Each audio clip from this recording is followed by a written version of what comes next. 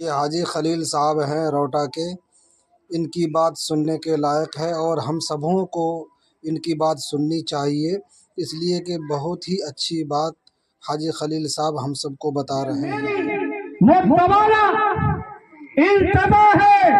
अगर आप ऐसे उलमाए दीन को अगर खाली वोट के लिए इस्तेमाल करते हैं तो ये मैं नकारता हूं इस चीज को।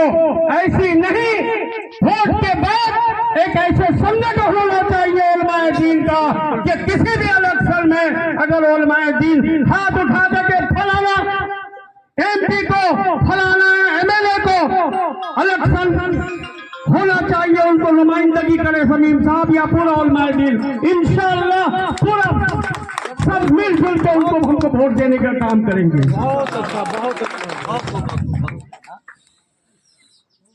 आज हमारा रहनुमा बनने के लिए बहुत तैयार है। बरसाती मैंडेट के तरह से यूपी हो या और भी जगह हो, लखनऊ हो, कहीं से आते बिल्कुल हम लोगों को मोड़ने की कोशिश करता है कि मैं बड़ा रहनुमा हूं। यह आप लोग बखूबी जानते हैं कि क्या हो रहा भाई, ये बार बार सिस्टम क्यों लाइट नहीं है, लाइट चली गई।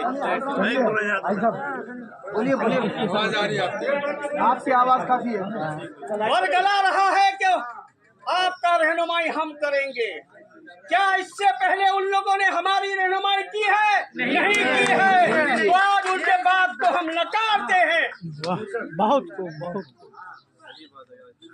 बेहद हमको बहुत खुशी हुई है। मैं अल्हम्दुलिल्लाह आज नहीं, मेरी जिंदगी 10-12 साल से उलमाए दीन का दामन मैंने कभी नहीं छोड़ा है। अल्लाह ने इसी के तुफैल से हमें तरक्की भी दी है।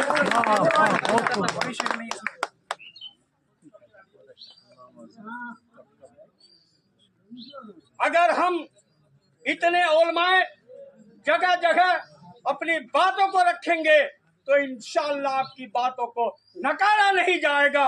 एकदम झुंड बन के हमारा वोट अगर करवाएंगे तो पतंग छाप में जाना चाहिए।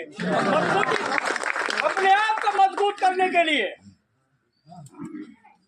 ऐसा नहीं है खाली वोट लेके चले जाएंगे। एमएलए साहब हमारे बीच में हमारा नहीं सुनेंगे, ऐसा अख्तर साहब नहीं है।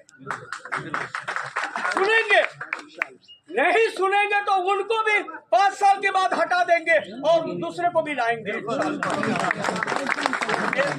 भाई आप लोग के नायब रसूल के सामने हम क्या बोलेंगे? बहुत बढ़िया, बहुत अच्छी बात है। आपका मशवरा बहुत अच्छा है। चंद बात रखी, बहुत इज्जत दिया आप लोगों ने, बहुत बहुत शुक्रिया। नायब रसूल जिंदाबाद, जिंदाबाद, जिंदाबाद। तो नायब रसूल के वजह से बचेगा। हाजी खलील साहब, हाजी खलील साहब।